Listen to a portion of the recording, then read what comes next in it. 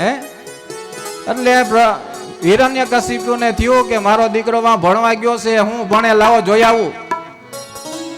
આજ સૈનિક ને લઈ અને હિરણ્યકશિપુ ની આશ્રમમાં ગયા અને સૈનિકોને જોયો. રાજા ને ગયા, જોયું તો ત્યાં ભગવાનનું નામ લેવાતું હતું, બધા કીર્તન કરતા હતા. એટલે સૈનિકોને મોકલા, જાઓ આને મૂંગા કરો, આપણા દુશ્મનનું નામ લે, હે આને ઉભા રાખો. ઈ કે સૈનિકો ત્યાં બધાને મૂંગા કરવા બંધ કરાવવા ગયા. સૈનિકો અઈડા એટલે ને ચેપ લાગ્યો. સેના નામનો લાગ્યો, ભગવાન નામનો. અને ઈ કીર્તન કરવા માંડ્યા, ઓમ નમો ભગવતે વાસુદેવાય, ઓમ નમો ભગવતે વાસુદેવાય, ઓમ નમો ભગવતે વાસુદેવાય, ઓમ નમો ભગવતે વાસુદેવાય. સૈનિકોએ રાસ કરવા માંડ્યા, ભગવાનનું નામ લેવા માંડ્યા. હવે થયો હિરણ્યકશિપુ, ઈ પોતે ગયો, પણ જેવો હિરણ્યકશિપુ આડ્યો એટલે કીર્તન ન થયું. હો તો દુર્યોધન ને સામે ભગવાન જ હતા, દર્શન થઈ જા, ન થયા. હે બલ્બ હોય ને, ઉડી ગયો હોય ને પછી લાઈટ થાય નહીં, એટલે ઉડી ગયેલો બલ્બ હતો, એટલે એમાં તમે ભરાવો ક્યાંથી થાય? ન થયો, બધાને બંધ કર્યા. હો એટલે હિરણ્યકશિપુ પકડા ઓલા બિચારા સંડા મર્ગને ખીજાણા અને કીધું, આવી તમે વિદ્યા દ્યો હો. પ્રહલાદજીને લઈ ગયા હાથ પકડીને અને રાજ્યમાં જઈને પછાડ્યા. તું મારા દુશ્મનનું નામ લઈશ, તું આ કુને ઉજાડવા આવ્યો હો કે? એમ કરીને ઘણો ગુસ્સો કર્યો છે. કીધું કે આને મોતની સજા દ્યો. અનેક પ્રકારના પ્રયાસો કર્યા છે. આજ અંધેરી નગરીમાં કારાગારમાં પૂરી દીધો અને કીધું કે આને કોઈ ખાવા દેતા નહીં, હે ખાવા ન દેતા, ને પૂરી દો અંધારામાં, જેલમાં પૂરી દીધા. ભગવાનને ચિંતા થઈ. હે ભગવાન કે જાઓ લક્ષ્મીજીને મોકલા કે મારો ભક્ત માં ભૂખો છે. આજે સોનાની થાળીમાં થાળ લઈને પોતે લક્ષ્મીજી પ્રહલાદજીને જમાડવા ગયા છે. હવે વૈકુંઠ નો થાળ પ્રહલાદજીને જમાડ્યા. લક્ષ્મીજી તો વયા ગયા. થાળ હતો, વૈકુંઠ નો પ્રસાદ હતો. ધીરે ધીરે એને સુગંધ ગઈ. સૈનિકોએ જોયું તો પ્રહલાદજી જમતા હતા ને એને મોઢામાં પાણી આવી ગયું. વૈકુંઠ નો પ્રસાદ. હવે ઈ સુગંધ જાતા જાતા ઓલા હિરણ્યકશિપુ સુધી વહી ગઈ. હે ઈ કે આ સુગંધ ક્યાંથી ના આવે છે? ઈ કે ઓલો પ્રહલાદ ન્યા કારાગૃહમાં જેલમાં છે, ન્યાય હારું હારું ખાઈશ. હે એટલે પાછા ગયા, ન્યાથી કાઢ્યો. બીજો પ્રયત્ન કર્યો કે આને મોટા પર્વતમાંથી જઈ લઈ જવા નહીં, અને ન્યાથી ઘા કરજો એટલે નીચે પડશે એટલે પ્રહલાદનો મૃત્યુ થશે. લઈ ગયા સૈનિક ન્યા. પ્રહલાદને સૈનિકો ન્યા લઈ ગયા, પણ સૈનિકનો જીવ હાલ્યો નહીં. હે પ્રહલાદને અડે ને તો ભગવાન ભક્તિ જાગતી. એટલે કીધું કે જો તારા પિતાનો આગ્રહ છે અને એટલે અમે આવ્યા છે, નકર અમને મન ન થતું કે તને ધક્કો મારી. હે ઈ કે તમે અડોમાં, તમે મને અહીંયા પહાડથી નીચે ફેંકવા જ આવ્યા હો ને, હું હાથે પડી જાઉં. હે પ્રહલાદજી નારાયણ કરતા જે પડ્યા છે, ભગવાન આવીને ખોળામાં લઈ લીધા, જીવનો ઉદ્ધાર કર્યો. હે અને ભગવાને એની પણ રક્ષા કરી. આગળ જતા પાછા સૈનિકો કે પાછા લઈ આવ્યા. હિરણ્યકશિપુએ જોયો કે આને તમે પાડ્યો નહીં. ઈ કે પાડ્યા પણ તોય પાછા આવ્યા. હે આટલું કર્યું તોય છતાંય ઓને એમ નથી થતું કે આ ભગવાન રક્ષા કરે છે. હે પછી એક હાથીઓને તૈયાર કર્યા, મદિરા પાયો, હાથીઓને ગાંડા કર્યા કે હાથી ગાંડા થાય એટલે પછી ન જોવે કે બાળક છે, મોટો છે, નાનો છે. એક જગ્યાએ બાંધી દીધો, હાથીઓને મદિરાપાન કરાવીને યુદ્ધ કર્યા, ગાંડા કર્યા. હાથીઓને ત્યાં જઈને ઉચલાવ્યા, પણ જેવો પગ પ્રહલાદજીને અડ્યો ને, હાથી હતા એ પણ ગાંડા હતા એ સાજા થઈ. હે આવો હાથી છે, મનુષ્ય નથી, જેને જ્ઞાન નથી ને એવા હાથીને પણ આજ ભગવાન બચાવ્યા છે. એને પણ જ્ઞાન આપ્યું કે આ ભગવાનનો ભક્ત છે. જે પ્રહલાદને હટતા એને ભક્તિ મળતી. હે આવો ભક્ત અને પ્રહલાદ, આ ભક્ત આને કહેવાય.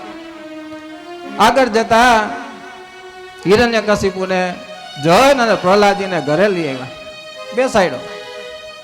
કીધું કે તારો ભગવાન બધે છે? ઈ કે હા મારો ભગવાન બધે છે. કણે કણમાં? ઈ કે આ પથ્થરમાં, લાકડામાં, જીવમાં, તમારામાંય ભગવાન છે પિતાજી. મારામાંય છે ને તમારામાં, બધાયમાં ભગવાન છે. થાંભલો હતો અને થાંભલામાં ઈ કે તારા ભગવાન છે? ઈ કે હા થાંભલામાંય મારા ભગવાન છે. કારણ કે બ્રહ્મ સંબંધ હતો એને. દરેક કણ કણમાં ભગવાનને જોતો. હે આજે હિરણ્યકશિપુને ક્રોધ આવ્યો, પ્રહલાદને ઘા કર્યો. કીધું કે તારો ભગવાન આ થાંભલામાં છે, આ થાંભલાને ફાડી નાખું. આજે હિરણ્યકશિપુ ગદા લઈ જેવો પ્રહાર જે પાવડા પર કર્યો છે એમાં ભગવાન નૃસિંહ અવતાર ધારણ કર્યો છે. બોલીએ નૃસિંહ અવતાર કી જય, ભાગવત ભગવાન કી જય. ક્રોધાયમાન સ્વરૂપ છે નૃસિંહ ભગવાન અવતાર ધારણ કર્યો પગથિયા થાંભલામાંથી અને હિરણ્યકશિપુને પકડ્યો છે. પકડીને લઈ ગયા છે ઉંબરે રાખીને પોતાના સાથર ઉપર રાખ્યો છે. રાખીને કીધું તારું લિસ્ટ ગાય. અત્યારે શું છે, દિવસ છે કે રાત છે? એ કે સંધ્યા છે, નથી દિવસ નથી રાત. હે કીધું કે મારી પાસે અસ્ત્ર છે, શસ્ત્ર છે, કાઈ નથી. રાત નથી, દિવસ નથી, આ સંધ્યા ટાણું છે, અસ્ત્ર શસ્ત્ર નથી. આજે હિરણ્ય ભગવાન પુરુષ કોઈ નથી, નર નથી, નથી પશુ, એવું ભગવાને સ્વરૂપ ધારણ કર્યું. ધડ હતી મનુષ્ય જેવો હતો અને ભગવાનનું મસ્તક હતું એ સિંહ જેવો હતો. એટલે ભગવાન નૃસિંહ કહેવાના. હે નથી જમીન ઉપર, નથી આકાશમાં, હાથર ઉપર રાખ્યા છે. ભગવાને પોતાના તીક્ષ્ણ નખ દ્વારા આજે હિરણ્યકશિપુનો વધ કર્યો છે. બોલીએ નૃસિંહ અવતાર ભગવાન કી જય. એવું ભગવાને ક્રોધાયમાન સ્વરૂપ ધારણ કરી એક એક નિયમ પાડી અને એનો વધ કર્યો. હે અને ગુસ્સેમાન થયેલા બધા ત્યાં દેવતાઓ આવ્યા જોવા. દેવતાઓએ સ્તુતિ કરી કે ક્રોધમાંથી ભગવાન શાંત થાય. હે ભગવાને બ્રહ્માજીએ સ્તુતિ કરી. ભગવાન ગુસ્સે થયા હતા, ક્રોધાયમાન હતા, ક્રોધ પૂરો ન થયો. ઘણા દેવતાએ સ્તુતિ કરી, ન થયા. લક્ષ્મીજીને કીધું ભગવાન તમારું માનશે, જાઓ. તોય છતાં ભગવાન માન્યા નથી. બધાય દેવતાએ કીધું પ્રહલાદ આ તારા થકી ભગવાન આવ્યા છે, તું જા અને બેટા ભગવાનની પ્રાર્થના કર જેથી આ ક્રોધ મૂકી દે. આજે પ્રહલાદજી ગયા છે. પ્રહલાદને જોઈ ભગવાન નૃસિંહ હતા ક્રોધાયમાંથી દૂર થઈ ભગવાને વાલ કર્યો છે. ભગવાને પ્રહલાદજીને લઈને ઉપાડીને પોતાના ખોળામાં બેસાડ્યો છે. હે આજે ભગવાને પ્રહલાદજીને ખોળામાં ભગવાનનો ભક્ત થયો છે. આ અવતાર ક્યાં થયો તો કે પંજાબમાં. પંજાબમાં બધા જે શીખ હોય ને એની પાસે સિંહ લાગે. હે એટલે ભગવાન નૃસિંહ અવતાર આવ્યા અને ત્યાં બધાના નામ પાછળ સિંહ લાગે. એ બધાના નામ હોય ને, હરપાલ સિંહ, સુખદેવ સિંહ, હે બધાય ભગતસિંહ, બધાય વીરસિંહ અને બધાય નૃસિંહ જેવા તાકાત વાળા. પંજાબના લોકો એટલે બહાદુર, નૃસિંહ અવતાર જેવા, ભગવાન જેવા, એટલે એને સિંહ લાગે. ભગવાને વાલ કર્યો છે. ભગવાને કીધું માગ વરદાન પ્રહલાદ, હું તારી ઉપર ખુશ થયો છું, તારી ભક્તિ અનન્ય છે. આવડો મોટો નાનો એવો બાળકને તે મારી ભક્તિ કરીશ. હે સંસારને શીખવાડે છે નાનો બાળક એક ભગવાનની ભક્તિ કરી શકતો હોય તો આપણે તો આવડા ત્યાં આ જીવને ભગવાનની ભક્તિ કરવાની છે. નાના નાના આવા બાળક જો ભગવાનને મળી શકતા હોય તો આપણે કેમ ન મળી શકીએ. આજે પ્રહલાદજીને કીધું માગો. કીધું ભગવાન હું તો શું માગું તમારી પાસે, તમે મને મારી સાથે રહ્યો છો, હું કાંઈ માગવાને અધિકારી નથી, તમે મળો એનાથી વિશેષ મારે શું જોઈએ. ભગવાન કીધું કાંઈક માગ, કે ભગવાન તમને જે વાલું હોય એ મને દાન કરો, તમારા જે આશીર્વાદ છે મને માન્ય છે. ભગવાનને કીધું કે ભગવાન મારા જે પિતાજી તમે એનો વધ કર્યો એ તો નાશભાઈમાં પાપી હતા, ભગવાન એનો ઉદ્ધાર કરજો. ભગવાને કીધું એ તો વૈકુંઠમાં વહી ગયા, વેર ભાવનાથી તારા પિતા છે.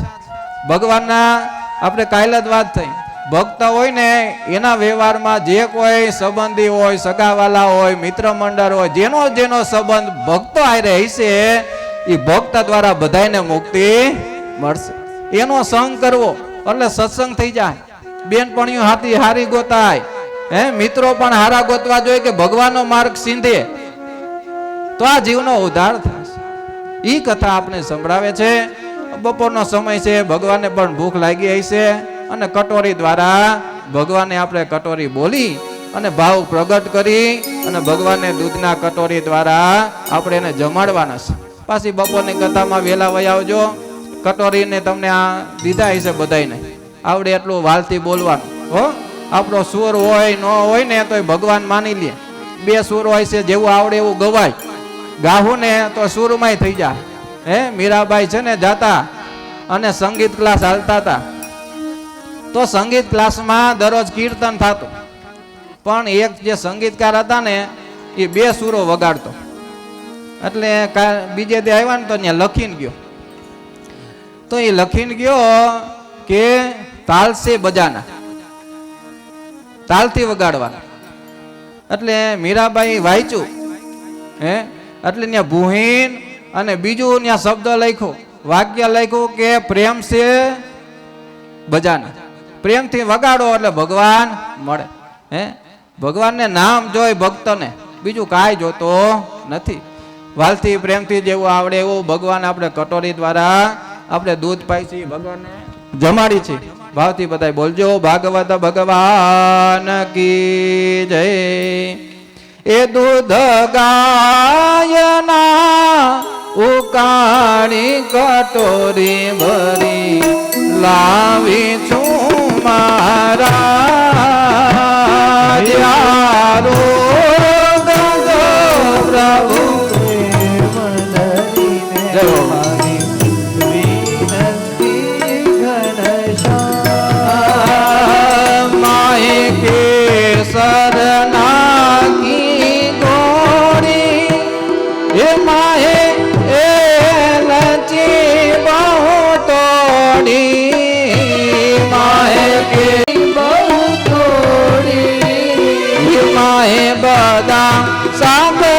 ચારોલી કટોરી ભરી લાવી છું મારા યારો ગજો પ્રભુ પ્રેમ ધરીને મારી વિનંતી ઘનશ્યામ મોરું મીઠું કેજો જે જોઈએ તે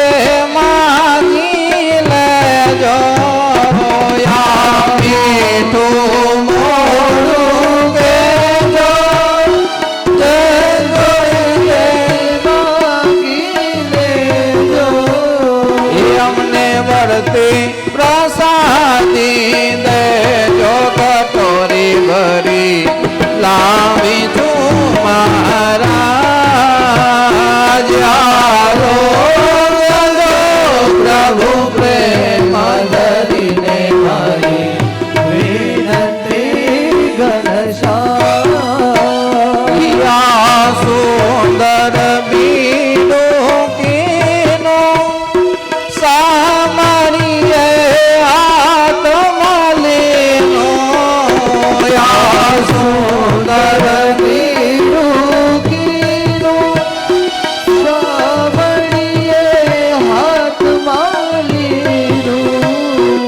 એવા વ્રજવાની તાના બાબત કી આરોગ જો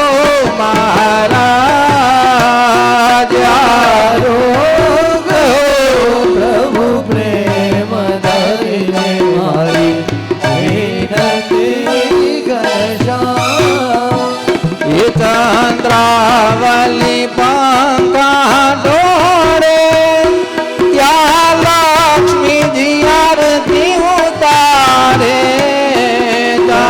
ચંદ્રાવલી પંખા ડોળે ત્યાં લક્ષ્મીજી આરતી ઉતારે એવા વ્રજવની તાના બાવક કી આરોગ જો મહારાજ આરોગ જો પ્રભુ પ્રેમ ધરીને મારી વિનતી ઘનશ્યામ યા સુંદર જો પાટ ખેલો માહે પ્રેમ તણા રસ વેલો યા સુંદર જો પાટ ખેલો માહે પ્રેમ તણો રસ વેલો મારા અંતરમાં ભક્તિ મેળો કટોરી ભરી લાવી છું મારા યારો જો પ્રભુ પ્રેમ ધરીને વિનંતી ઘનશ્યામ તમે રાજકોટ ગેલું કીધું એ મારું માખણ ચોરી લીધો તમે રાજકોટ ગેલું કીધું મારું માખણ ચોરી લીધો કટોરી ભરી લાવી છું મારા યારો જો પ્રભુ પ્રેમ ધરીને મારી વિનંતી ઘનશ્યામ નિરાતે નિંદ્રા લેજો પ્રભુ સેવા હોય તે કેજો નિરાતે નિંદ્રા લેજો પ્રભુ સેવા હોય તે કેજો એ મારા દંડવત સ્વીકારી લેજો કટોરી ભરી લાવી છું મારા યારો પ્રભુ પ્રેમ ધરીને મારી વિનંતી ઘનશ્યામ વલ્લભના સ્વામી મળ્યા એ મારા ભવના બેરા તરિયા વલ્લભના સ્વામી મળ્યા મારા ભવના બેરા તરિયા એ મારા સકર મનોરથ સરિયા કટોરી ભરી લાવી છું મારા યારો પ્રભુ પ્રેમ ધરીને મારી વિનંતી ઘનશ્યામ યારો ગજો આરો ગજો આરો ગજો પ્રભુ પ્રેમ ધરીને મારી વિનંતી ઘનશ્યામ બોલીએ ભાગવત ભગવાન કી બાલકૃષ્ણ લાલ કી સંકટ મોચન હનુમાનજી મહારાજની પીપળેશ્વર મહાદેવની જય સોમેશ્વર મહાદેવની જય ચામુંડા માતની જય સુરાપુરા દાદાની જય પિતૃ નારાયણ દેવની કે આજ કી આનંદ કી જય સદગુરુ દેવની જય સત્ય સનાતન ધર્મ કી જય આદુજા કરે નમઃ પાર્વતી પતયે હર હર મહાદેવ હર આ બધાને બોલવાનું હતું હરે રામ હરે કૃષ્ણ હરે રામ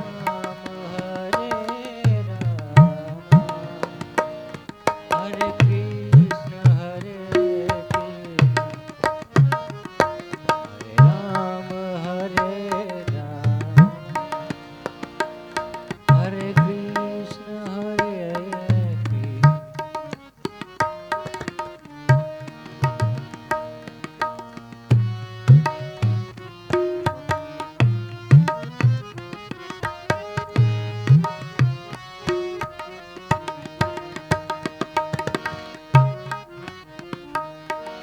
હરે કૃષ્ણ હરે કૃષ્ણ હરે રામ હરે કૃષ્ણ હરે કૃષ્ણ હરે રામ હરે રામ હરે કૃષ્ણ હરે બોલીએ ભાગવત ભગવાન કી જય, બાલકૃષ્ણ લાલ કી જય, સંકટ મોચન હનુમાનજી મહારાજની જય, પીપળેશ્વર મહાદેવની જય, સોમેશ્વર મહાદેવની જય, કુળદેવી માતની જય, સુરાપુરા દાદાની જય, પિતૃનારાયણ દેવની જય, સત્ય સનાતન ધર્મની જય, નમઃ પાર્વતી પતયે હર હર મહાદેવ. કથાના આરંભમાં ભગવાનનું નામ સમકીર્તન કરી અને ભગવાનની કથાનો આરંભ કરશું. રામચંદ્ર ભગવાન કી જય. શ્રી રામ જય રામ જય જય રામ. શ્રી રામ જય રામ જય રામ. શ્રી રામ જય રામ જય જય રામ. શ્રી રામ રામ જય રામ જય જય રામ. શ્રી રામ જય રામ જય જય રામ. શ્રી રામ જય રામ જય જય રામ. શ્રી રામ જય રામ જય જય રામ. કૌશલ્યા કે પ્યારે રામ. कौशल्या के प्यारे राम. दशरथ के तुम प्यारे राम. दशरथ के तुम प्यारे राम. श्री राम जय राम जय जय राम. श्री राम जय राम जय जय राम. श्री राम जय राम जय जय राम. श्री राम जय राम जय जय राम. रामचंद्र भगवान की जय. भागवत भगवान की जय. માયરો છે હે, માયરો નથી, એ તો આપણો ભાવ છે. પણ હકીકતમાં હિરણ્યકશિપુને તાયરો છે ભગવાને. એનો જ ભક્ત હતો, જય વિજય દ્વારપાળ હતો. ભગવાને આજે હિરણ્યકશિપુ જેવા 21 પેઢીનો ઉદ્ધાર કર્યો ભગવાને. 7 માતૃપક્ષની, 7 પિતૃપક્ષની અને 7 સ્વસુર પક્ષની. આવી રીતે પ્રહલાદજીના 21 બધા જે પિતરો છે એને સદગતિ આપી ભગવાને. હે, પિતાના પક્ષની 7, માતાના પક્ષની અને પોતાના સ્વસુર એટલે સસરાની, આવા 21 પેઢીનો ઉદ્ધાર કર્યો. હે, દુરાચારી હોય એને નરકમાં જવું પડે, પણ ભગવાનનો ભક્ત છે પરમ ધામને પામે છે. શાસ્ત્રોમાં ઘણા બધા ઉદાહરણ તરીકે માણસને સમજાવે, એ સમજી અને જીવનમાં ઉતારવું.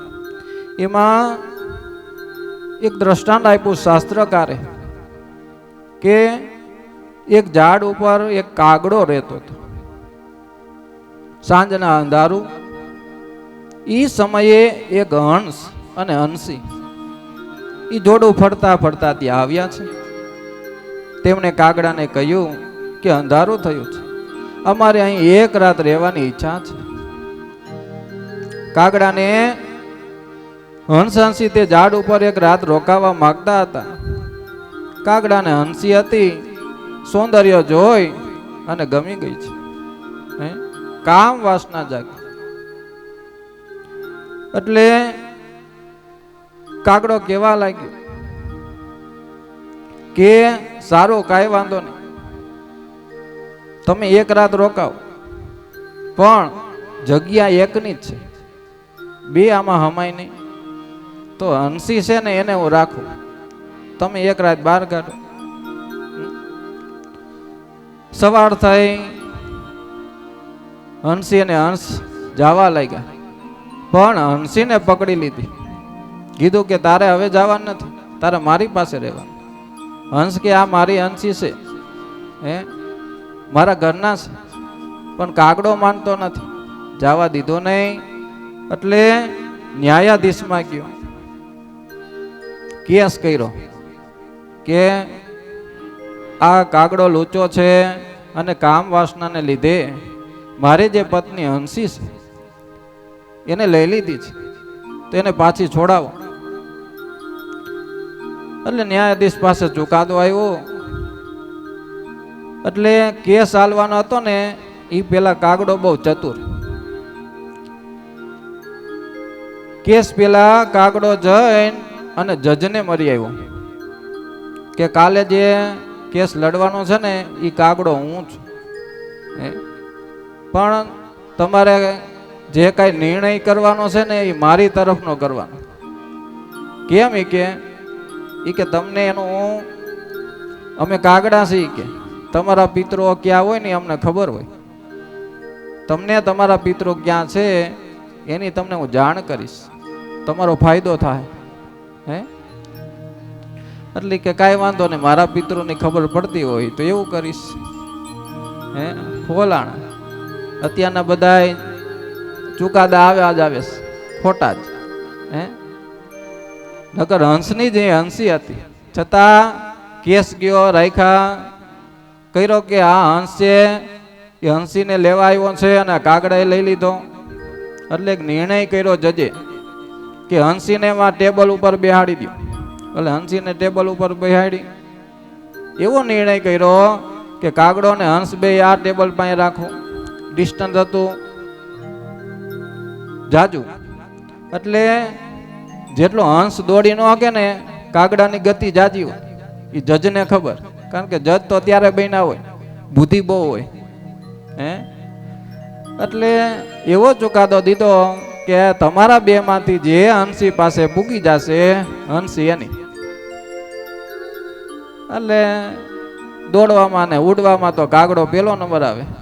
હે? હંસ અને કાગડો બે ઉડીને હંસ પાસે જવા ગયા, નદી હંસ ઉડે ત્યાં કાગડો પૂગી ગયો. હે? આવો ચુકાદો ખોટો કર્યો. હવે કાગડો તો કેસ જીતી ગયો, પણ ઈ સમય વહી ગયો. એટલે કાગડામાં જજ ગયા કે હાલો જે આપણે વાત થઈ હતી એ પ્રમાણે હવે મારા પિતરોને દેખાડ. એટલે કાગડો લઈ ગયો કે હાલો એક ઉકેડો બતાવ્યો. ઉકેડો હતો ને એમાં એક કીડી હતી. એટલે કીધું જો આ તારા મમ્મીશ્રી, તારા માતાશ્રી આ કીડી, અને જે ઓલો મકોડો રખડે ને એ તારા પિતાશ્રી. એ કે આવો ખોટો તું ચુકાદો કર, એના મા બાપ કઈ સ્વર્ગમાં ન હોય, એ આમાં જ ઉકેડામાં જ હોય. હે? ત્યાં તું આવો પાયકો હોય. હે?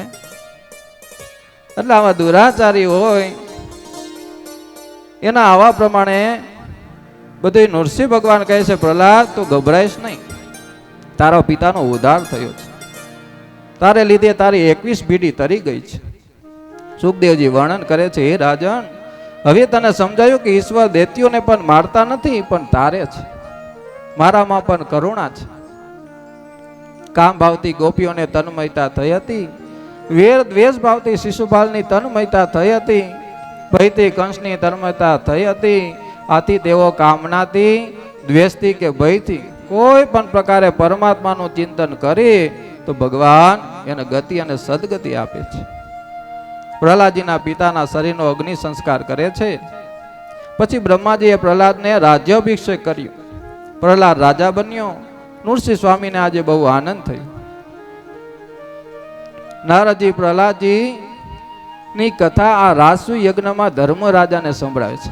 આ કથા નારદજીએ ધર્મરાજાને સંભળાવી છે. પરંતુ ધર્મરાજાને કઈ આનંદ આવ્યો નહીં. તેઓ લમણે હાથ રાખી અને ઉદાસ થયા. નારદજીએ કથા સંભળાવી, આનંદ થવો જોઈએ, તો પણ નમણે હાથ બે ગયો.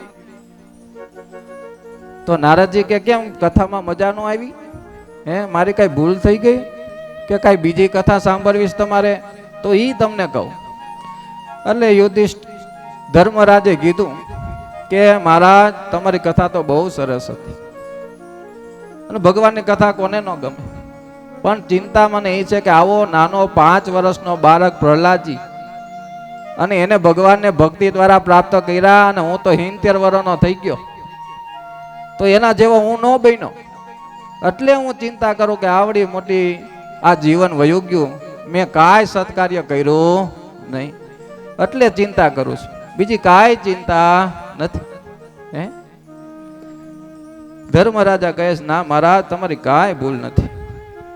ધર્મરાજા વિચાર કરે છે કે મેં ઘણું કર્યું, પણ જે કરવાનું હતું તે કર્યું નહીં, પરમાત્મા માટે કાંઈ જ કર્યું નથી. શરીરમ સુરૂપમ નવીનમ કલત્રમ ધનમ મેરુતુલ્યમ યશશ્ચારુ ચિત્રમ હરિરગ્નિ પદ્મે મનશ્ચેન લગ્નમ તત કિમ તત કિમ તત કિમ તે તત. આ સુંદર શરીર, નવીન નવોઢા સ્ત્રી હોય, મેરુ પર્વત જેટલું ધન હોય, ઘણી કીર્તિ હોય, સગડું હોય, છતાં શ્રી હરિના ચરણમાં ચિત્ત ચોટ્યું ન હોય તો આ બધું નકામું છે. જે સર્વથી સુવર્યું સુવર્યું સુવર્યું કાંઈ મળ્યું નથી. સુંદર શરીર હોય પણ જો ભગવાનની ભક્તિ ન હોય તો એ પણ નકામું છે. ઘણી બધી કીર્તિઓ આપણી હોય, પ્રાણ પદ હોય, પ્રતિષ્ઠા હોય, પૈસા હોય. અમારા દાદા વયા ગયા, છેલ દાદા કરીને હતા, કેતા પદ પ્રતિષ્ઠા પૈસા આટલું કરતા. માણસોને શું જોઈ, મોટું બધું પદ આવી જાય, એટલે થોડું ગવામાં ઉડવા માટે, થોડોક પૈસો આવી જાય અને પ્રતિષ્ઠા વધે, એટલે માણા કોઈના હાથમાં રહે નહીં. એટલે જગતમાં પ્રતિષ્ઠા, પૈસો અને વિદ્વતા અંતકાળમાં બિલકુલ ઉપયોગમાં આવતી નથી. જે વિદ્યા અંતકાળમાં કામ ન આવે તે વિદ્યા નકામી છે. આ અંગે એક દ્રષ્ટાંત છે. શું તો કે એ ઘોડીમાં કેટલા સુશિક્ષિતો, શિક્ષિતો એટલે ભણેલા, એજ્યુકેશન વાળા, પુરાણનું જ્ઞાન નતું, શાસ્ત્રનું જ્ઞાન નતું, એવા શિક્ષણ વાળા. એટલે હોડીમાં બેહી અને બીજા કાંઠે જવાનું હતું. હોડી થોડી આગળ ચાલી ત્યારે સુશિક્ષિતો માછીને પૂછે છે, વાહન હાંકવા વાળાને, કીધું કે તું કેટલું ભણ્યો? એટલે એ કે કાંઈ ભણતર કાંઈ નથી કર્યું, હાવ ભણશું. અમે તા હોડી ચલાવી અને અમારું ઘર હલાવી. સુશિક્ષિતે બીજો સવાલ કર્યો કે તું ઇતિહાસ જાણસ? કારણ કે એને ઇતિહાસ ભણ્યો હતો. એટલે કીધું તું ઇતિહાસ જાણસ? કાંઈ જાણતો નથી કે. એ કે ઇંગ્લેન્ડમાં એડવર્ડ કેટલા થયા તને ખબર છે? એ કે આઈની ખબર નથી, ઇંગ્લેન્ડની ખબર હોય. ઇતિહાસ બિતિહાસ હું કાંઈ જાણતો નથી. ત્યારે તેઓ કહે છે કે તારી જિંદગી નકામી છે. સુશિક્ષિતો ત્રીજો સવાલ કરે છે કે તને ભૂગોળનું જ્ઞાન છે? મુંબઈ શહેરની વસ્તી કેટલી છે? માછીમાર કે મને ભૂગોળનું પણ જ્ઞાન નથી. આથી તેઓ કહે કે તારી અડધી જિંદગી નકામી ગઈ. સુશિક્ષિતો ચોથો સવાલ કરે છે કે તને સાહિત્યનું જ્ઞાન છે? સાહિત્યના નાટકો તે વાંચ્યા છે? માછીમાર કહે છે કે મેં કાંઈ જ્ઞાન લીધું નથી, ના પાડી. એટલે કહે છે કે તારી પોણી જિંદગી નકામી. એટલામાં સમુદ્રમાં ત્યાં તોફાન આવ્યું. તોફાન આવ્યું એટલે હોડી ડોલવા લાગી. માછીમાર કે શિક્ષિતોને પૂછે છે કે હોડી ડૂબી જાય, તોફાન શરૂ થયું અને બધાને તરતા આવડે હે ને? એટલે સુશિક્ષિતો હતા ને બધા ના પાડી કે ઈ અમને આવડતું નથી. એ કે તો ભૂગોળ વાંચો, ઇતિહાસ વાંચો, ઇંગ્લેન્ડના બધા રાજાની વાતો કરો એટલે તમે તરીને વહી જાઓ. એ કે હું મને તરતા આવડે હે, હું કાંઠે જાઉં છું. મારી તો પોણી જિંદગી વહી ગઈ તો મારી જિંદગી ન્યા રહે, તો તમારી આખી જિંદગી ડૂબી ગઈ. એટલે એવું જ્ઞાન જોઈ કે આપણે સમુદ્રમાં પણ તરી હકી. આગળ જતા ધર્મરાજાની કથા કરી. ધર્મરાજાની સભામાં દ્વારકાનાથ પોતે બિરાજતા હતા, પણ તેમના સ્વરૂપને યુધિષ્ઠિર જાણતા નતા કે આ દ્વારકાનાથ લીલા કરતા કે તેઓ ઈશ્વર છે. પણ તેઓ કોઈ જાણે નહીં, તેઓ પોતાનું સ્વરૂપ છુપાવીને રાખતા. ભગવાનને ગુપ્ત રહેવાની ઈચ્છા હતી કે કોઈ માટે પ્રગટ ન થાય, જેથી કોઈ વિઘ્ન ના આવે, બધાનું કલ્યાણ કરવું. મનુષ્ય આવી રીતે કરેલા દાનની જાહેરાત કરે નહીં તો તે ધન્ય થાય છે. બહુ જાહેરાત કરવી નહીં તો પુણ્યનો ક્ષય થાય છે. કૃષ્ણ ભગવાન ધર્મરાજાને કહેતા કે મોટા ભાઈ, આવો યજ્ઞ તો તમે જ કરી શકો. રાજસુ યજ્ઞ કર્યો, એટલા બ્રાહ્મણોને જમાડ્યા, સાધુ સંતોને જમાડ્યા, એટલા દાન કર્યા, આ તમારા સિવાય બીજું કોઈ કરી શકે નહીં. ન ભૂતો ન ભવિષ્યથી, અગાઉ નથી થયો કે, અને આવો ભવિષ્યમાં થાય ને એવો યજ્ઞ કર્યો છે. તો એમાં થોડોક હું સહભાગી બનવું કે શું કે આ બધા જમી લે ને, એટલે બધા જમી લે ને પતરાળા હું ઉપાડીશ, એટલું પુણ્ય આપજો અમને. એટલે યુધિષ્ઠિરને એમ કે આ તો અમે તો મામા ફઈના રહ્યા ને એટલે કામ કરે છે, ભગવાન છે એવું નતા માનતા. એટલે નારદજી ધર્મરાજાને કહે છે કે તમે આ શું બોલો છો?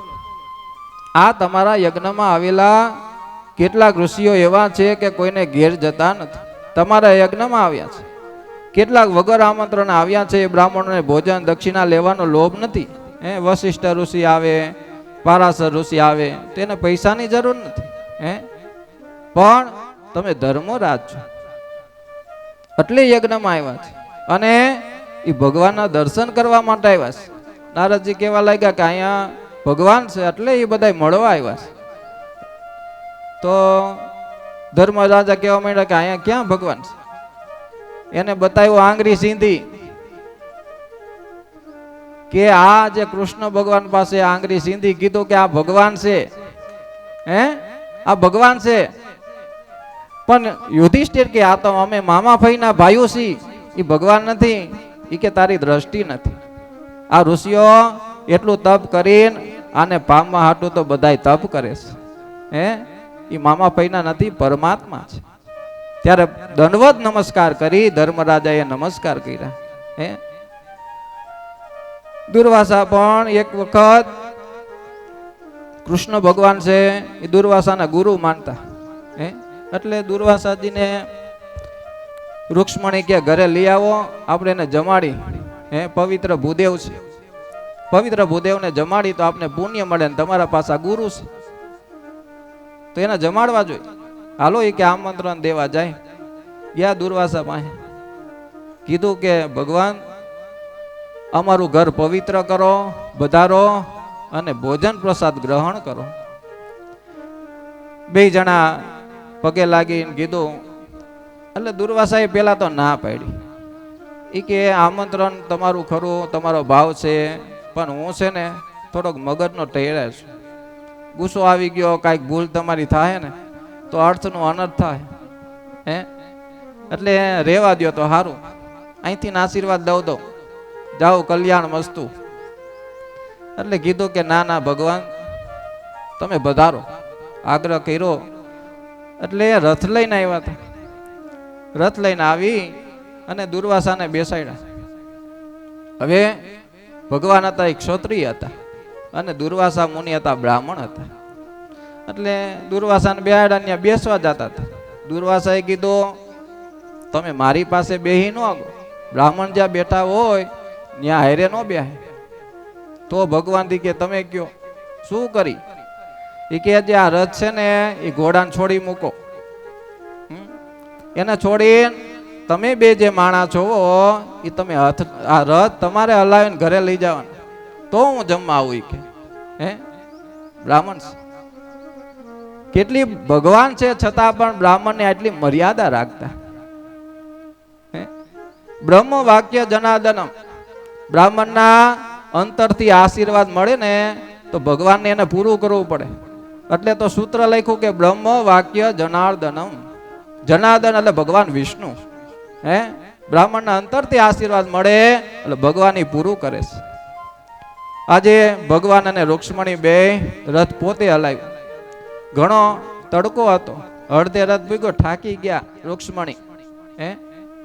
એટલે કીધું કે ભગવાન મારે પાણી પીવું છે. એ કે પાણી પીવું ઘડીક જ્યારે આને ઓળખસ ને વાંહે બેઠા છે. હે? ઘડીક દુઃખ સહન કરી લે, હમણાં આવી જાય મેલી. કે બહુ કેતા હતા જમાડવા જમાડવા. હે? કેતો તો એને ન જમાડે. હે? એ ક્રોધના અવતાર છે. એટલે રૂક્ષ્મણીથી રહેવાનું નહીં. એટલે ભગવાને કીધું કાંઈક કરો. એટલે ભગવાને ત્યાંથી ગંગાજી ઉત્પન્ન કર્યા અને ત્યાં રૂક્ષ્મણીને પાણી પાયું. દુર્વાસા ધ્યાનમાં હતા ને જાગી ગયા. રથ ઉભો રહ્યો, ઉભા રહ્યા એટલે જોયું તો એ રૂક્ષ્મણી પાણી પીતા હતા અને દુર્વાસા ખારા થયા. હે? એ કે મને જમાડવા લઈ જાઓ, જમાડ્યા પેલા તમે પાણી પીવો છો. હે? જાઓ એ કે હું તમને શ્રાપ આપું છું. શ્રાપ તો એને હોય જ. દુર્વાસા એટલે શ્રાપનો અવતાર. હે? કીધું કે તમારો બેનો વિયોગ થાય. એટલે રૂક્ષ્મણી દ્વારકાથી આગા બેઠા. હે? વિયોગ થયો આ દુર્વાસાના શ્રાપથી. ત્યાં કોઈ પાણીનું, ત્યાં પાણી છે ને, પાણી પીધું ને એટલે ત્યાં પાણી નથી થતું. ત્યાં પાણીનું દાન કરવું પડે. ત્યાં સમજાવે મંદિરે જાય એટલે કે પાણી અહીંયા નથી, એના માટે દાન કરો. હે? પાણીનું દાન થાય. આમ નારદજીએ ધર્મરાજાને બધી વાત કરી કે આ ભગવાન છે, કોઈ સામાન્ય નથી, પરમાત્મા તમારી સાથે છે, તમારા મામાના ને ફઈના દીકરા નથી આ. એટલે પરમાત્માએ આવી બધા ઉપર કૃપા કરી. ધર્મના 30 લક્ષણ છે. પેલું લક્ષણ છે સત્યનું. સત્ય રે ઈશ્વરનું સ્વરૂપ છે. પેલું જ આપણે આવ્યું સત્યમ પરમ ધીમહિ. સત્ય ઈ ધર્મ, સત્ય ઈ પરમાત્મા. બીજું છે દયાભાવ. બધા ઉપર દયાભાવ રાખો, પણ દયા બહુ વિવેકથી કરો. કેટલીક દયા ઈશ્વર ભજનમાં અગવડ રૂપ થાય છે. તુલસીદાસે પણ કહ્યું છે ઘટમાં પ્રાણ છે ત્યાં લગી દયા કર્યા કરવી, પણ દયા વિવેકથી કરવી. પવિત્રતા રાખવી. ધર્મનું ત્રીજું લક્ષણ છે પવિત્રતા. આજકાલ લોકો શરીરને બહુ શુદ્ધ રાખે છે, પણ મનને કોઈ શુદ્ધ રાખતો નથી. જરૂરી છે. એટલે મનની શુદ્ધિ કરવી, ચિત્ત શુદ્ધિ કરવી. શરીર કરતા મનથી વધારે પાપ થાય છે, એટલે તન મન શુદ્ધ રાખવું. પછી આવે તપશ્ચર્યા. વાણી અને વર્તન અને વિચારને શુદ્ધ રાખવું. એ આપણી તપશ્ચર્યા છે. કોણે બધાને સારા વાક્યોથી બોલાવા, કોઈનું અપમાન ન થાય, આવો વિચાર સુધી રાખવી. વર્તન સારું કરવું. તિતિક્ષા રાખવી સર્વનો ધર્મ છે. સુખ આવે કે દુઃખ આવે સહન કરવું. શત્રુ પ્રત્યે પણ સદભાવ રાખવો, તો ભગવાન અવશ્ય તમારા પક્ષમાં આવી અને તમારા શત્રુને પણ સજા કરશે. એનું પણ એક ઉદાહરણ દીધું કે એક મહાત્મા પરમાત્માનું નામ સ્મરણ કરતો હતો. તો એક ધોબીએ કપડા રસ્તામાં સુકાવ્યા હતા. એટલે ભક્તને ખબર નહીં, એ તો ભગવાન ભજનમાં મસ્ત હતા. ભગવાનનું નામ લેતા લેતા જતા હતા. ધોબીએ વચમાં કપડા સુકાવ્યા હતા. એટલે ખબર નહીં કાંઈ કપડા સુકાવ્યા. સંત મહાત્મા તો ત્યાંથી હાલી ગયા અને ધોબીએ લાકડી લીધી, ફટકારવા માંડ્યા, મારવા માંડ્યા. ભગવાને થયું અમારી ભક્તિ કરતો હતો અને આ ધોબી મારે. ભગવાન તરત ઉભા થઈને જાતા હતા ને ત્યાં ઓલા મહાત્માએ લાકડી લીધી અને ધોબીને માર્યો. સામે સામે બાંધવા માંડ્યા. એટલે ભગવાન પાછા વળી ગયા. એટલે લક્ષ્મીજી કીધું ભગવાન નજીક ગયા ત્યાં પાછા વળી આવ્યા. એ કે ત્યાં ધોબીને જે મારતા હતા ને સંતને, હવે એક સંત નથી, બે ધોબી થઈ ગયા. મહાત્મા હે ગમે તેવી કોઈનો તિરસ્કાર કરે તો પણ ગુસ્સે નો થાય. ભગવાન ભક્ત એટલે ભક્ત, એને એટલી હિંમત હોવી જોઈએ કે ભગવાન મારી રક્ષા કરશે. ભગવાન આવતા હતા પણ ધોબી જેવું એનું વર્તન થઈ ગયું. એટલે ભગવાન પાછા વળી ગયા કે આપણું ત્યાં જરૂર નથી, તો સમજી લે. હે, ભક્તિ તો એવી હોવી જોઈએ. છઠ્ઠું છે અહિંસા. કાયા, વાણી અને મનથી કોઈને પણ દુભવવું નહીં, તે અહિંસા છે. બ્રહ્મચર્ય પાળવું. આંખ અને મનથી પણ બ્રહ્મચર્યનું પૂરું પાલન કરવું. ત્યાગ કરવો. કઈ ત્યાગ કરવો? એક પણ એક ધર્મ છે. સ્વાધ્યાય. સદગ્રંથનું ચિંતન અને મનન એ સ્વાધ્યાય છે. આર્જવમ એટલે સ્વભાવને સરળ રાખવો. સ્વભાવમાં કુટિલતા આટીગુટી ન રાખવી. મનમાં હોય તે પ્રગટ કરવું. સંતોષ. ઈશ્વરે જે આપ્યું હોય તેમાં સંતોષ માનો. હે, સમદ્રષ્ટિ. બધામાં સમદ્રષ્ટિ રાખવી એ સર્વનો ધર્મ છે. મૌન એટલે દરેક આ મૌન ધર્મનું પાલન કરવું જોઈએ.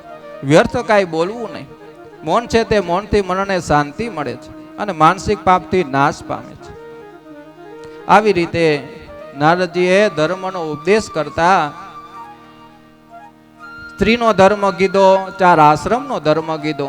સ્ત્રીનો ધર્મ પતિમાં ઈશ્વરનો ભાવ રાખવો. હે, પોતાના પતિ છે એ આપણા પતિ ખાલી નથી પણ ભગવાન છે એવો ભાવ રાખવો. સ્ત્રીને જલ્દી મુક્તિ મળી જાય છે એમ કહ્યું છે. સ્ત્રીનું હૃદય છે લાગણી પ્રધાન હોય છે. પતિવ્રતા સ્ત્રી અનસુયાની જેમ બ્રહ્મા, વિષ્ણુ અને મહેશ એ ત્રણેય દેવોને બાળક બનાવી શકે છે. એટલું પતિવ્રતા ધર્મમાં એટલો મહિમા છે. તો પતિમાં ભગવાન ભાવ રાખવો અને સેવા કરવી. 4 આશ્રમોના ધર્મ બતાવ્યા. મનુષ્યનું આયુષ્ય 100 વર્ષનું છે. હાલના સંજોગમાં જોતા મનુષ્ય 23 વર્ષની ઉંમર સુધી બ્રહ્મચર્યનું પાલન કરે. 24 થી 40 વર્ષ સુધી ગૃહસ્થ આશ્રમમાં રહે. 40 થી 50 વર્ષની ઉંમર સુધી વાનપ્રસ્થ આશ્રમમાં રહે અને 50 વર્ષની ઉંમર પછી સંન્યાસ આશ્રમમાં પ્રવેશ કરે છે. બ્રહ્મચર્ય એ સરવારો છે અને ગૃહસ્થ આશ્રમ છે બાદ બાકી છે. વાનપ્રસ્થ ધર્મમાં સંયમનો વધારો કરી ફરીથી શક્તિને વધારવાની છે. શક્તિનો ગુણાકાર કરવાનો છે. સંન્યાસ આશ્રમ એટલે ભાંગાકાર વર્ણાશ્રમની મર્યાદાઓ ક્રમે ક્રમે જીવને ઈશ્વર પાસે લઈ જવાના પગથિયા છે. 4 આશ્રમ કીધા: બ્રહ્મચારી, ગૃહસ્થ, વાનપ્રસ્થ અને સંન્યાસ. આમ 4 આશ્રમનો ઉપદેશ દઈ આગળની કથા કરતા સમજાયું કે પતિ પત્ની હતા. જે પતિ હતો એને એક સંતે આશીર્વાદ દીધા કે પ્રાણીઓ જે કાંઈ જીવ માત્ર મનુષ્ય બોલે એ તો બધા આપણે સમજી શકીએ, પણ 84 લાખમાં કીડી બોલે તોય રાજા સાંભળે, પશુ બોલે તોય એની વાણી સાંભળે, પક્ષીઓ સાંભળે તોય રાજા સમજી શકે. આવી શક્તિ એને પ્રદાન કરી. એટલે પ્રદાન કરી એટલે એક દિવસ રાજા રાણી છે એ બાજુમાં સાથે જમવા બેઠા. એટલે કીડીને જોઈ. એ કીડી રાણીના થાળીમાંથી જે અન્ન હતું થોડોક લઈને રાજાના થાળીમાં મૂક્યા. એટલે આવું રાજાએ જોયું. એટલે રાજા દાંત કાઢવા માંડ્યા. એટલે રાણીને થયું આ કેમ દાંત કાઢ્યા? પૂછ્યું કે તમે કેમ રાજા દાંત કાઢો છો? પણ ઓલા સાધુએ કીધું કે જો આ વિદ્યા તમે કોઈને કહેશો તો તમારું મૃત્યુ થશે. હે, એટલે કહેવાય નહીં. ઘણી બધી સ્ત્રી હટ છે ને બહુ અઘરી, બાલ હટ, સ્ત્રી હટ. હે, તો રાજાએ કીધું કે તને ટાઈમ આવે ને ત્યારે કહીશ, ઉતાવળ કરીમાં. એટલે કે એક કામ કર, આપણે હે ને કાશીમાં જાય અને કાશીમાં જઈ અને જે કાંઈ રહસ્ય છે એ તને કહીશ ન્યા. એટલે રસ્તામાં જાતા જાતા એક બકરો ને બકરી જોયા. એટલે રાજા રાણી જોઈને ત્યાં હાલતા હતા ત્યાં ઘડીક ઊભા રહ્યા. એટલે બકરો ને બકરી હતા એ દાંત કાઢવા માંડ્યા. કીધું કે જો ઓલા રાજા જાય કે એને આપણું બધું સમજાય છે. એટલે બકરી કીધું કે હાલો મારી સાથે નદીએ નાવા જાવ. તો બકરાએ ના પાડી અને કીધું બકરાએ કે ઓલો રાજા દેખાય ને એના જેવો હું નથી, કે તું કે હું માની લઉં. હે એવો હું નથી કે તારે જવું હોય તો તું વહી જા. એટલે રાણી બકરો ન માન્યો. રાજાને થયું, કારણ કે એને તો પશુની વાણી સંભળાતી હતી. બકરાએ બકરીને કીધું, બધું સાંભળ્યું. કીધું કે આ રાજા જેવો હું નથી, કે ઈ સ્ત્રીનું માને છે, હું માનું નહીં. તારે જવું હોય તો વહી જા પિયરમાં. હે એટલે કીધું કે તું એક કામ કર, તું કહેતી હતી ને કે કીડી એને ઓલો દાંત કાઢતા હતા તો મને કયો. એને એવું થયું કે કાશીમાં જઈને કહું અને હું ત્યાં જો મરણ થાવ તો મારું મૃત્યુ સુધરી જાય, એટલે કાશીમાં જઈને કહું. પણ અડધે પૂગ્યા બકરા બકરીનો જે સૂત્ર સાંભળ્યો એટલે એને કીધું કે હવે તું તારે જવું હોય તો તું વહી જા, હું આ જાઉં છું ભગવાનની ભક્તિ કરવા અને મારું હું કલ્યાણ કરીશ. હે તો એનું જીવન સાર્થક બન્યું. નકર તો ભગવાનના ધામમાં જવાનું હતું, પણ ભગવાનનું નામ લીધું. હે આત્મહત્યા એવી કરવી કે ભગવાનના ધામ મળે. હે ઘણા અત્યારે આત્મહત્યા કરે બધા આત્મહત્યા. હે અમુકના દુઃખી થાય. જે આત્મહત્યા કરે ને હાથ વખત આત્મહત્યા કરવી પડે એવું શાસ્ત્રમાં લખ્યું. તો શાસ્ત્રોમાં કીધું કે આત્મહત્યા કરો કાંઈ વાંધો નહીં, પણ ભગવાનના ભજનમાં કરો. હે તમે 4-5 દી નહીં જમો, તીર્થમાં વહી જાઓ. તીર્થમાં જઈ અને તમે ભગવાનનું ભક્તિ કરીને અને આ દેહને છોડો. અમુકનું દેહનું કલ્યાણ થાય. હે એને આત્મહત્યા કરી કહેવાય. અમુકનું ભગવાનનું પદ પામતું. એટલે એનું દ્રષ્ટાંત છે. આવું છે ને બે એ ગઢવી ચારણ હતા. હવે ઈ આપણે કથા લેશું અત્યારે તો પાછો વામનજી 5:15 આવશે નહીં. એટલે કથા યાદ રાખજો. એ હરિરસની કથા. હો રાજસ્થાનમાં ઈશ્વરદાન ગઢવી થઈ ગયા, ભાવનગર વાળા નહીં. હો ઈશ્વરદાન ગઢવી ચારણ થઈ ગયા. ઈ ચારણ રાજસ્થાનમાં ત્યાં બે પતિ પત્ની એવું જીવન જીવતા એક વગર હાલે નહીં. હે ઈશારે વાતો થાય, ભગવાનનું ભજન ભક્તિ કરે, પણ એના ઘરના ગુજરી ગયા. એટલે આનો બધાય મોહ લાગ્યો કે મારે આત્મહત્યા કરવી છે. હે પણ એ કથા આપણે સમયે કરશું, યાદ કરાવજો. એટલે આવી રીતે આગળ દ્રષ્ટાંત કરતા બધા જમીનના પ્રભાવ હોય. શાસ્ત્રોમાં અનેક પ્રકારના કીધા. નારદજીએ એક વાત કરી ધર્મરાજાને કે જમીનના પણ પ્રકાર હોય. બધી સમતલ છે, પણ જેવી જમીન હોય એવોના પ્રાદુર્ભાવ થાય. તો એકવાર એ કે રામ વખતે ત્યારે વનમાં ગયા, રામ સીતા અને લક્ષ્મણ જાતા હતા. તો એ જાતા લક્ષ્મણને એક એવો ભાવ જાગ્યો કે આજે જે કાંઈ છોડવાનું રાજ્ય હતું એ રામને સીતાને હતું, તો આ પાછળ હું શું લેવા આવ્યો? આવી શંકા કરી. જે ભગવાનમાં રામ સીતામાં ભગવાન તરીકે પૂજા અને સેવા કરવા આવ્યો હતો એને આજે એવું ભ્રમિત થયું, એવી બુદ્ધિ બગડી. એટલે કીધું કે તો મનમાં ભગવાનને ખબર પડી કે આવી એને વિચાર કર્યો, કુભાવ આવ્યો, ખોટો વિચાર આવ્યો. એટલે કીધું લક્ષ્મણ, એ કે હા ભાઈ, એ કે આ જે જમીન છે ને એની ધૂળ થોડીક લઈ લેતું. એ ધૂળ તું એક પોટલીમાં લઈને થોડોક આગળ આવ. એટલે આગળ આવેલા. આગળ આવતા કીધું કે હવે ઉભો રે. એ કે આ માટી છે ને અહીં મૂકી દે. હે તો મૂકી દીધી. એટલે પાછો વિચાર આવ્યો એને કે મેં આ સીતારામ મારા ભગવાન જેવા ભાઈ ભાભી છે, આવો વિચાર મેં કર્યો. હે એટલે કીધું લક્ષ્મણની માટી ઉપાડ. પાછો ઉપાડ્યો ને પાછા ખરાબ વિચાર આવ્યા. હે એટલે એવો વિચાર આવ્યો. એટલે કીધું ભગવાન, હું જે આ માટી ઉપાડું છું ને મારા વિચારો બદલે છે કે તમારે પ્રત્યે મને કુભાવ જાગે છે, આવા વિચારો આવે છે, આનું કારણ શું? એટલે રામે કીધું કે ભાઈ, એ જે જમીન છે ને એના પરમાણુ છે એ ખરાબ છે. એ કણે કણમાં રાક્ષસનો વાસ કે ત્યાં સૂંદ અને ઉપસૂંદ એવા બે રાક્ષસ રહેતા હતા. એ રાક્ષસ ત્યાં આ જમીન એની હતી. અને રાક્ષસો હતા, એને બ્રહ્માજીનું તપ કર્યું. બ્રહ્માજીનું તપ કરીને વરદાન માંગ્યું. બધા રાક્ષસ એક જ વરદાન માગે કે અમને અમર કરી દો. પણ એ સૂંદ ઉપસૂંદ એવા બે ભાઈ હતા કે એ બે કોઈ ઝઘડે નહીં, હે ઝઘડતા નહીં. ભાઈ ભાઈ તેને આમ એવી મિત્રતા જેવી ભાઈબંધી હતી ને ભાઈ એવા હતા કોઈ એથી ઝઘડે નહીં. એટલે બ્રહ્માજીને એ કે એવું કાંઈ વરદાન મળે નહીં અમર થવાનું, કાંઈ બીજું જોઈ માગ. એટલે કીધું કાંઈ વાંધો નહીં, અમે બે ભાઈઓ જેથી ઝઘડીને તે દો અમારું મૃત્યુ થાય એવું વરદાન આપો. અમે કોઈ દી કે બે ભાઈ કે લડવાના નથી અને અમારું મૃત્યુ કાંઈ થવાનું નથી. હે એટલે એ કે તથાસ્તુ જાઓ. એટલે ભગવાને લીલા કરી. બ્રહ્માજીએ એક અપ્સરા મોકલી.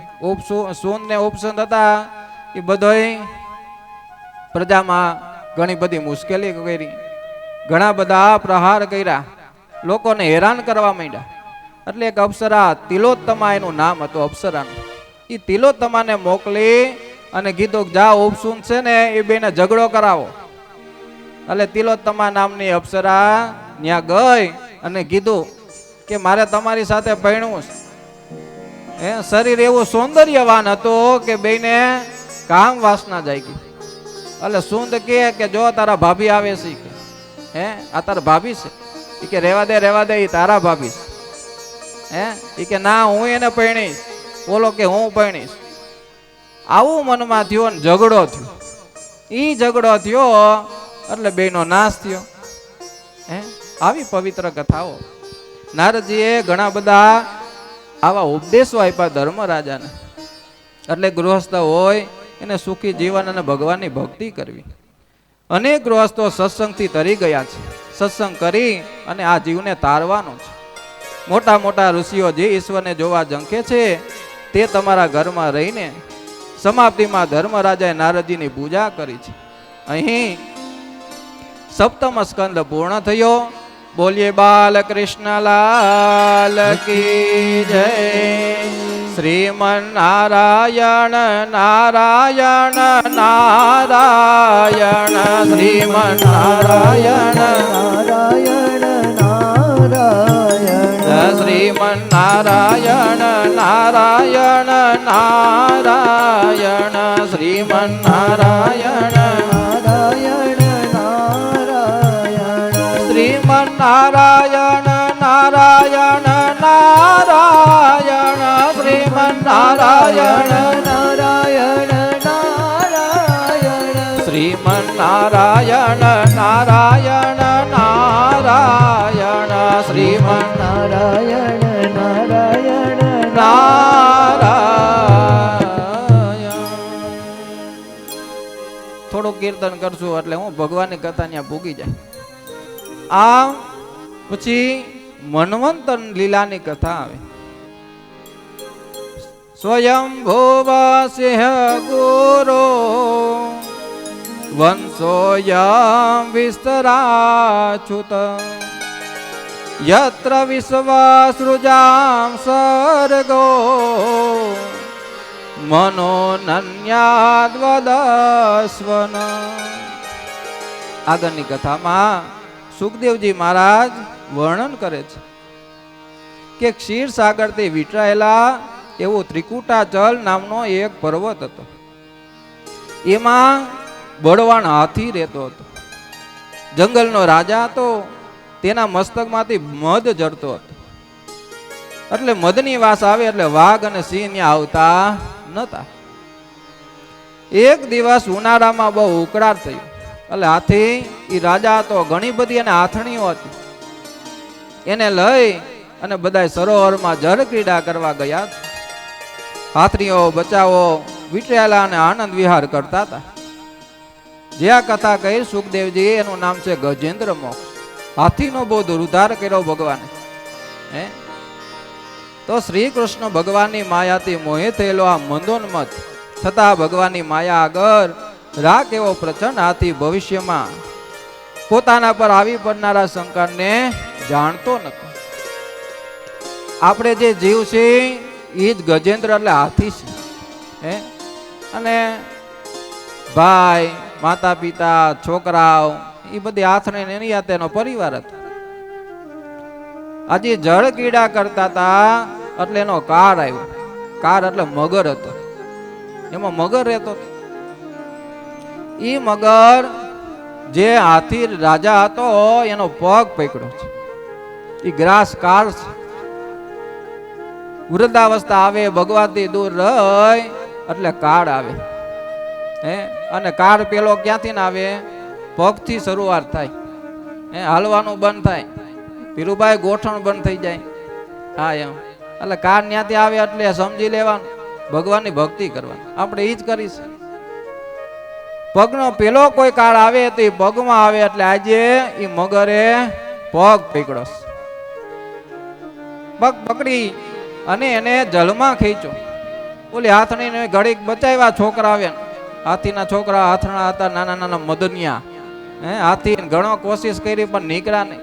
એટલે થયું કે હવે આ નીકળશે નહીં, આપણે આઘા વહી જાય ને કે આપણો વારો આવી જાય.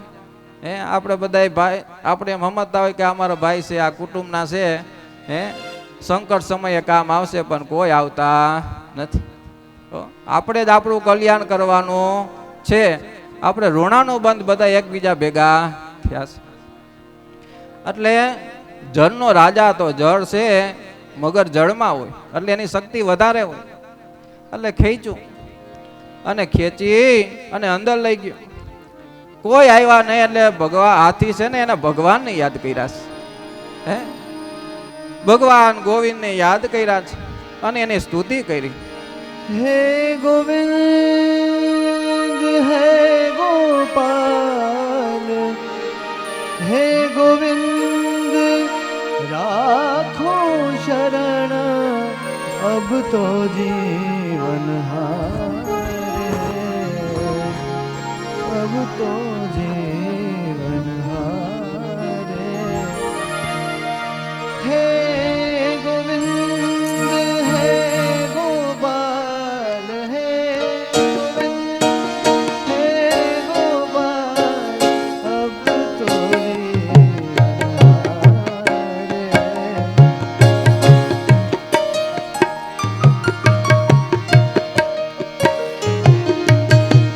મીર પીર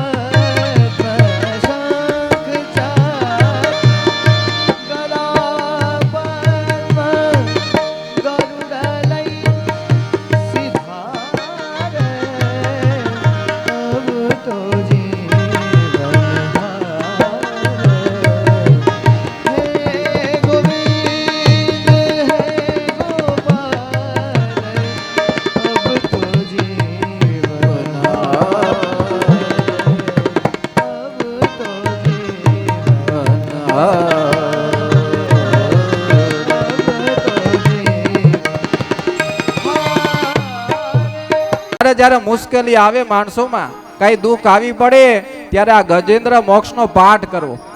ઈ પાઠ કરવાથી જે કઈ દુઃખ હોય, મુશ્કેલી હોય, એનો નાશ કરે ભગવાન. હે તો આ ગજેન્દ્ર હાથીમાં કેમ આવ્યો, આટલો પાપી કેમ હતો કે એને કાળ આવ્યો? એટલે કીધું કે પૂર્વ જન્મમાં ગજેન્દ્ર હતો એ ઇન્દ્રદ્યુમ્ન નામનો રાજા હતો. એક દિવસ રાજા ધ્યાનમાં બેઠા હતા, તેવા સમયે અગસ્ત્ય ઋષિની આવ્યા હતા.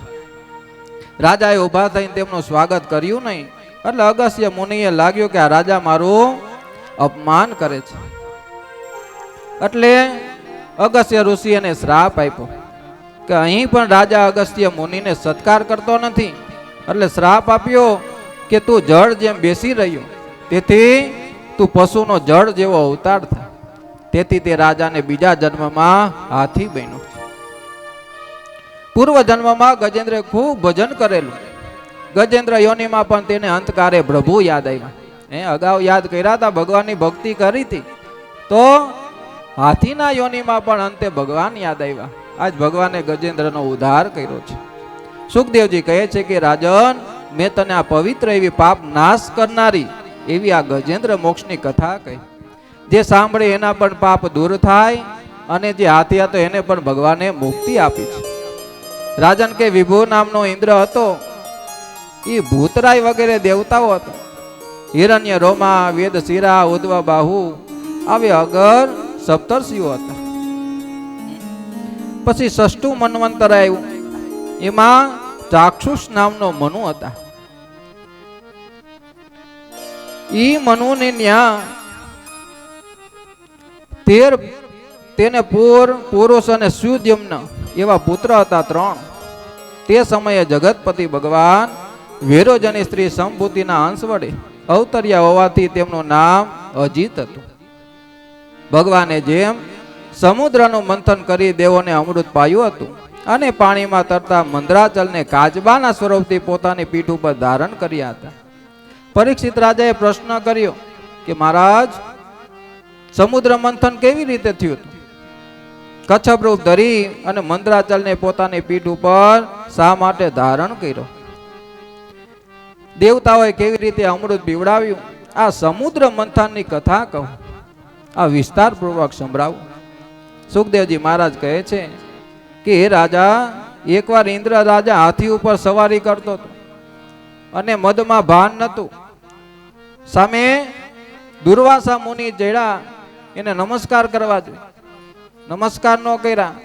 છતાં પણ જે દુર્વાસાએ હાર પહેર્યો હતો, એ વૈજયંતી માલા જેવો હાર ઇન્દ્રને પહેરાયો કે એ દેવનો રાજા છે. સત્કાર કર્યો, પણ એ હારને પહેરવાને બદલે એ હાર લઈને અને આગળ હાથી ઉપર બેઠો હતો. કર્યો ઘા તો હાથીના આગળ પડ્યો ને હાથીના પગ નીચે આવ્યો. એટલે દુર્વાસા ક્રોધમાં થયા અને શ્રાપ આપ્યો. દુર્વાસાજી આવે એટલે શ્રાપ આવે. એટલે કીધું કે તું મદમાં છકેલો છો, તને તારું ભાન કરાવવું પડશે અભિમાનનું. એટલે કીધું જા, જે તારું સ્વર્ગ રાજ્ય છે એ વયું જશે, એનો નાશ થશે. એટલે દેવાસુર સંગ્રામ થયો, બલિ રાજાએ ચડાઈ કરી અને એ રાજ્ય વયું ગયું. એટલે રાજ્ય વયું ગયું એટલે બધાય ગયા દેવતાઓ ભગવાન વિષ્ણુ પાસે. વિષ્ણુ પાસે જઈને ભગવાને પ્રાર્થના કરી કે ભગવાન, આ રાજ્ય વયું ગયું, એ કે તમારે હરખો વિવેકમાં રહેવું જોઈએ ને. કોઈ ઋષિ આવે તો એનું સન્માન કરવું જોઈએ, એનું જાળવવી જોઈએ માન મર્યાદા. તમે એનો જે અપમાન કર્યું છે એટલે આ ભોગવવું પડે છે. તમે બ્રાહ્મણોની સેવા કરો, એની સેવા દ્વારા જો તમને એ આશીર્વાદ આપશે તો તમને પાછું રાજ્ય મળશે.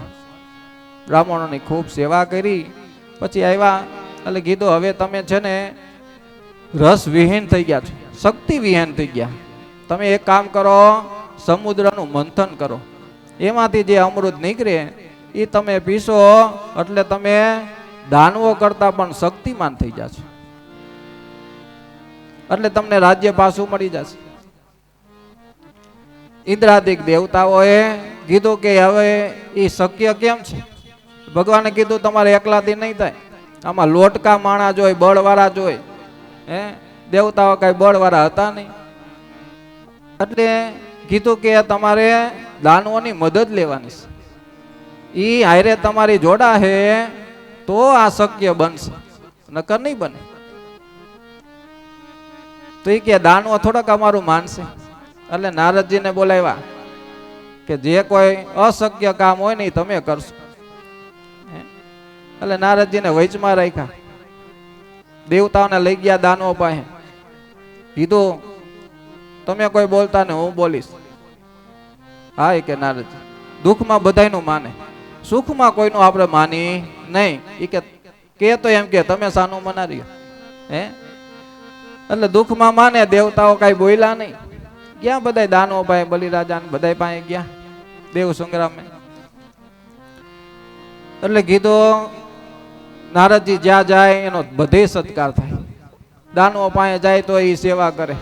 હે, સ્વર્ગલોકમાં જાય, બ્રહ્મલોકમાં જાય, બધે માન એનો. પૃથ્વી લોકમાં આવે તો માન. એટલે બધાય રાક્ષસો દાનવો હતા એને પણ સત્કાર કર્યો નારદજીનો. એટલે નારદજી આવ્યા, વાત કરી કે તમે સરસ રાજ્ય મેળવું, બહુ આનંદ થયો. કોઈ પાસે કઈક લેવું હોય ને પેલા વખાણ કરવા પડે. હે, એટલે ઘણા વખાણ કર્યા, તમે પરાક્રમી છો હોય કે.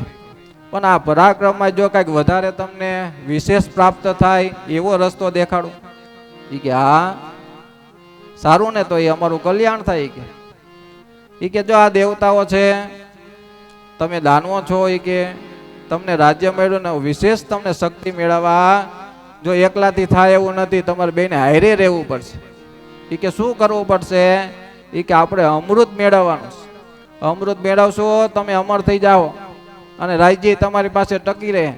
મનમાં કીધું કે તારી પાસે લેવું છે એટલે બધી યુક્તિ. ભગવાને, વિષ્ણુ ભગવાને નારદજીને બધું સમજાવીને મોકલા હતા. પાથીએ પાથીએ તેલ ચોપડ્યું હતું. હો કે આવું કરજો ત્યાં જઈ. એટલે બધું સમજાવ્યું. ત્યાં સમજાવતા સમજાવતા કીધું એગ્રી થઈ ગયા. હે, ઈ કે તો શું કરવાનું હવે? ઈ કે હવે આપણે સમુદ્ર મંથન કરવાનું, એમાં અમૃત નીકળશે અને પેલા તમને પાછું ઈ કે નીકળે પછી ખબર પડે. પણ અત્યારે એને કયો તો હા પાડે, આમાં સંમત થાય. એટલે ઈ કે કાંઈ વાંધો નહીં, હાલો શું કરવાનું, હાલો અમારી ભેગા. એટલે સમુદ્ર પાસે ગયા. સમુદ્ર પાસે જઈ અને કીધું કે હવે શું કરશું? એટલે મંદરાચલ પર્વતને કીધું આમાં તમે સહભાગી બનો. એટલે આવ્યા. મંદરાચલ પર્વતનો રવૈયો બનાવ્યો છે. વાસુકી નાગને બોલાવ્યા, એનું આજે દોયડું બનાવ્યું છે. સમુદ્રમાં છે એ ઔષધિઓ, એમાં ઘણું બધું મેળવવાનું છે. મંદરાચલ પર્વત સમુદ્રમાં ડૂબવા લાગ્યો. હે, બે કર્યું તો ખરા, પણ મંદરાચલ નીચે કાંઈ સ્થાપનાઓ કાંઈ હતી નહીં ટેકો. એટલે ડૂબવા માંડ્યો. ડૂબવા માંડ્યો એટલે ભગવાને એક અવતાર ધારણ કર્યો છે. કેવું સ્વરૂપ લીધું ભગવાને? તો કે કાચબાનું સ્વરૂપ લીધું. કાચબાનું સ્વરૂપ ધારણ કરી અને પોતાનું પીઠ હતી મંદરાચલની નીચે સ્થાપિત કરી અને મંદરાચલને આધાર આપ્યો. ઈ ભગવાનનો એક અવતાર થયો, એનું નામ છે કચ્છપ.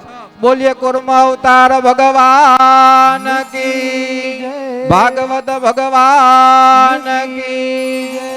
આમ ભગવાને કુર્મ કહેતા કાચબાનું સ્વરૂપ ધારી મંદરાચલને સ્થિર રાખ્યું. દેવતાઓ દાનવો આવ્યા, પાછું મંથન કરવા લાગ્યા. મંથન કરતા કરતા પેલું એમાંથી જે નીકળ્યું એનું નામ છે વિષ. હે, સમુદ્ર માથામાંથી પેલા ઝેર નીકળ્યું. સ્વીકારવાની જેની તૈયારી નથી તેને અમૃત મળતું નથી. અમૃત પીવું હોય તો પેલા ઝેર પીવું પડે. હે, સુખ લેવું પેલા દુઃખમાં જઈ ભગવાનની ભક્તિ કરી અને ત્યારે સુખની પ્રાપ્તિ થાય છે. જ્ઞાન અને ભક્તિ રૂપી માર્ગમાં જો પ્રથમ ઝેર મળે છે, ભગવાનની પાછળ પડે છે, તેના જીવનમાં દુઃખોનો પ્રસંગો આવે તે ઝેર છે. હે, ભક્તિ કરી તો પણ દુઃખ આવે, પણ ઝેર સમજીને પી જવાનું. હે, મીરાબાઈ પી ગયા તોય ભગવાને અમૃત કરી દીધું. હે, દુઃખ એ ઝેર છે, પ્રતિકૂળ પરિસ્થિતિ એ ઝેર છે, નિંદા એ ઝેર છે, કર્કશ વાણી એ ઝેર છે. ઝેર સહન કરો તો બહુ સુખી થવાય. જીવનમાં મોટા મોટા મહાત્માઓએ પણ ઝેર પચાવ્યું છે, દુઃખ સહન કર્યું છે. આ ઝેરની વાસ એટલી તીવ્ર હતી કે તેને દૈત્યો કે દેવો સહન કરી શક્યા નહીં. ઈશ્વરે આજ્ઞા કરી કે આ ઝેર તો ફક્ત શંકર જ પીશે. આનું કલ્યાણ એક જ ભગવાન કરશે.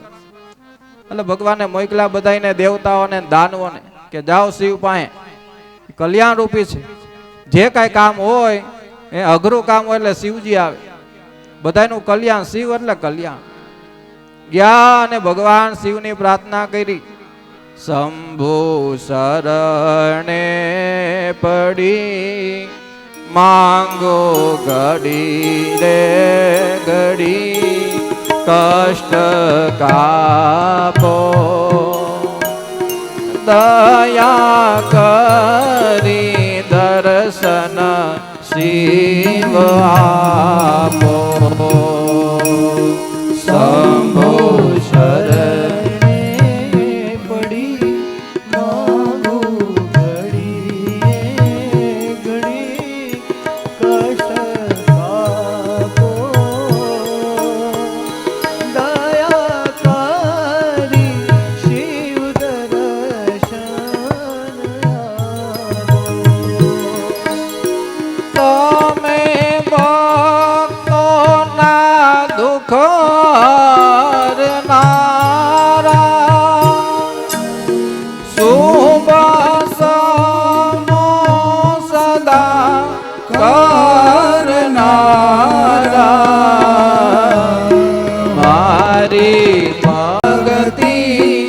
કષ્ટ કાપો દયા કરી દર્શન શિવ આપો. શરણે પડી માંગુ ઘડીએ ઘડી કષ્ટ કાપો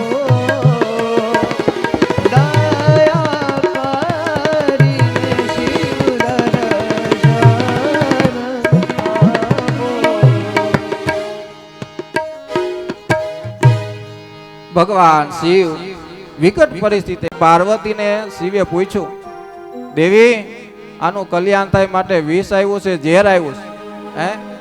એટલે માએ કીધું ગમે તેમ આવે બધું કઈ કરવાનું જ ન હોય. એટલે માં કે શિવજી કે લોકનું કલ્યાણ થાય એના માટે તો આ જીવ છે અને જીવનું હું શિવ કલ્યાણ કરું છું. એનું પણ કલ્યાણ થશે. દેવીની રજા લઈ અને ગયા છે સમુદ્ર પાસે. હલાલ જે ઝેર હતું આજે ભગવાન શિવજીએ પાન કર્યું. પાન કર્યું નથી મોઢામાં રાખ્યું કે નથી પેટમાં ઉતાર્યું. ક્યાં રાખ્યું? ભગવાને ગળામાં રાખ્યું. અને એ ગળું છે ઝેરના લીધે એ ગળું લીલું થઈ ગયું. લીલું એટલે સંસ્કૃતમાં એને નીલ કહેવાય.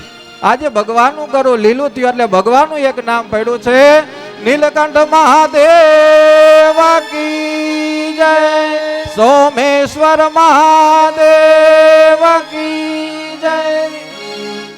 ભગવાન શિવે હરાળ ઝેરનું વિષનું પાન કર્યું છે.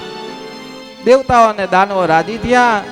પાછું સમુદ્ર મંથન કરવા માંડ્યા. શિવજી બિચારા બે ગયા ને બધા દેવતાઓ બેઠા હતા. બ્રહ્મા વિષ્ણુ શિવે ની આસન કરી બેઠા.